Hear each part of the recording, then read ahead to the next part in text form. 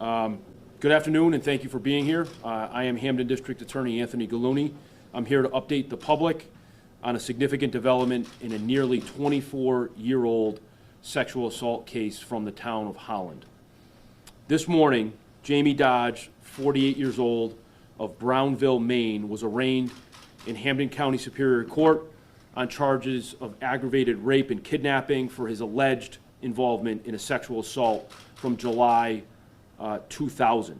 He is currently held on $250,000 cash bail and is scheduled to return to court on July 11th, 2024.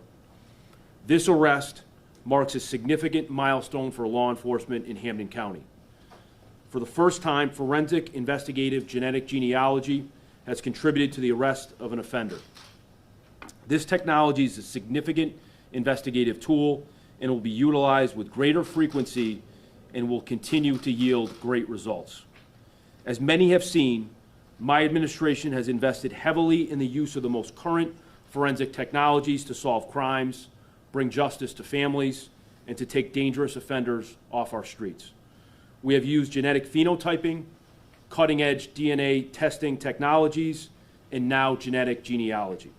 Our efforts will continue to leverage those technologies to solve crimes in ways that are lawful and constitutional, and with a focus on criminal justice for our communities and for our victims and survivors of crime.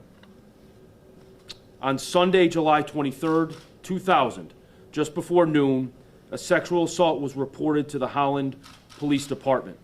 Massachusetts State Police troopers assigned to the local barracks and the State Police Detective Unit assigned to this office immediately responded to the scene on Sand Hill Road in the town of Holland.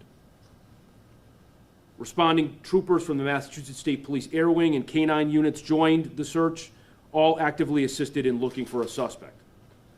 The crime in question is undoubtedly horrific.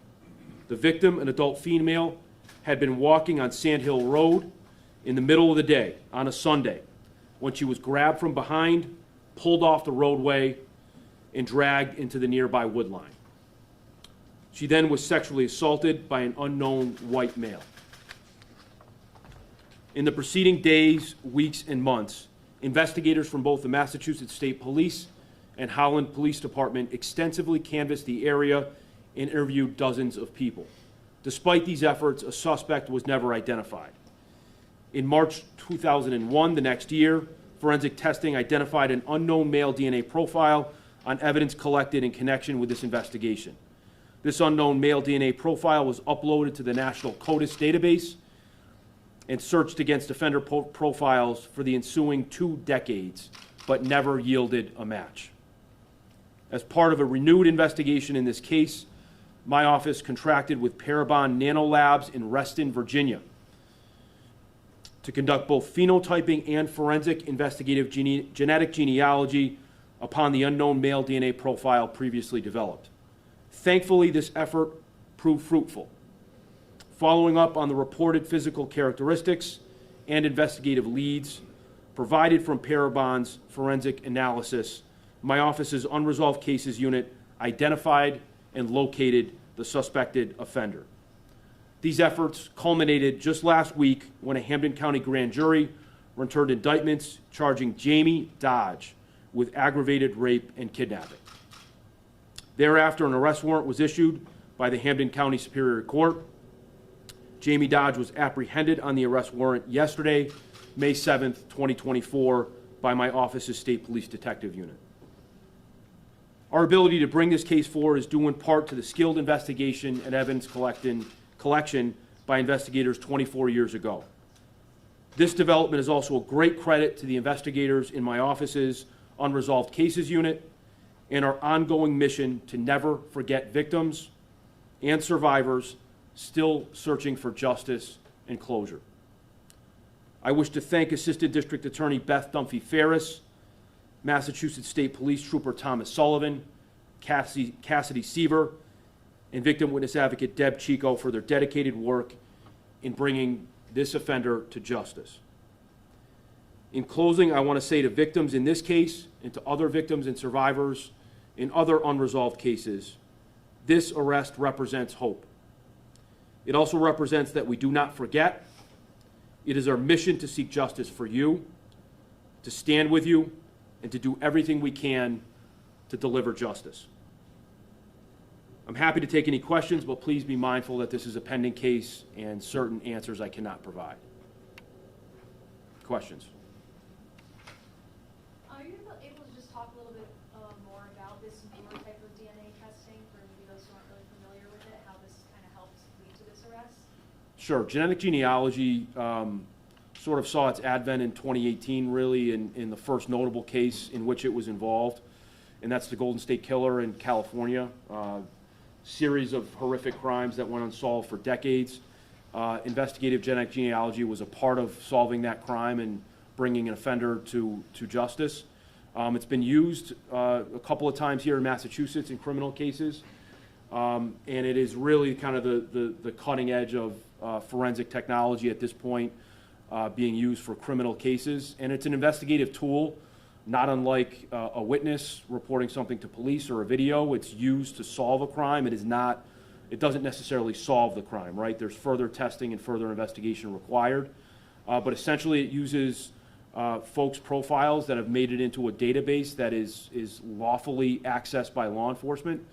And analysts who are specialized in this field can take segments of an unknown profile and then compare it to other known profiles and figure out essentially a family tree and determine that there are relatives to a particular person who is your offender.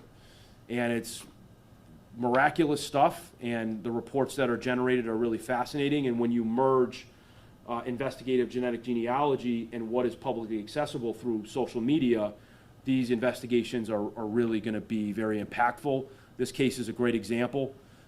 This is a case over 20 years without any answers for a victim who was grievously harmed by this awful event. So we're going to continue to use this and bring justice for survivors and victims and for communities. Attorney Duncan Harris made a motion in court to compel this defendant to give a DNA sample.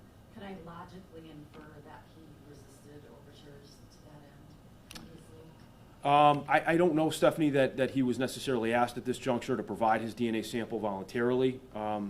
As you can glean from the facts, his DNA sample was not in CODIS. So that profile that was generated from the crime back in 2001 was never matched, of course, to his identity. As is often seen in court, we will move through the court process to gain his profile through a buccal swab. And that was the process started today. But whether he was asked and denied that since his arrest yesterday, I'm not really sure.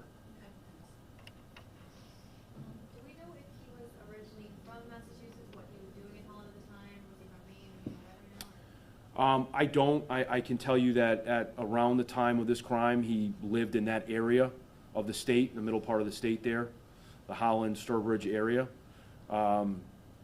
He did maintain an address in Maine for some period of time, but traveled back and forth from Maine to Massachusetts quite often. And he was apprehended in Massachusetts yesterday. Where in Massachusetts? Where? Oh, where? W-A-R-E. Do we know why he was in there by any chance, or what he was doing there for work or anything like that? Or? I know, but Well, you can't say, okay. not important really. He was there, yeah. And I know you might not be able to disclose too many details about this, but as far as like the victim and the victim's family, is there anything you can tell us about, maybe their reaction to this at this point?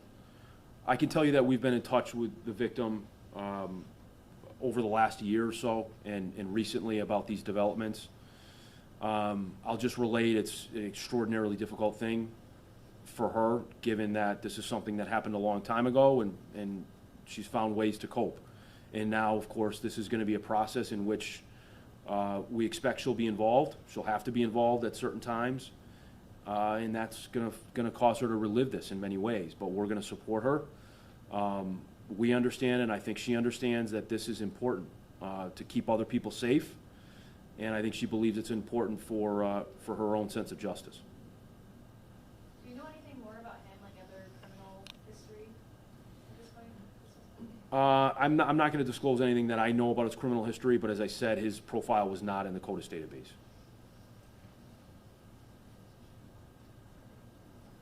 Anything else? I just want to, again, thank everyone involved. You know, Assistant District Attorney Dunphy Ferris was in court today. This wouldn't happen without her and without Trooper Sullivan of our Unresolved Cases Unit. They're doing incredible things. I stood here a mere 5 days ago announcing a conviction in a nearly 58-year-old murder case. So the work we're doing is extraordinarily important, and I couldn't be more proud. So they deserve a lot of the credit. Thank you.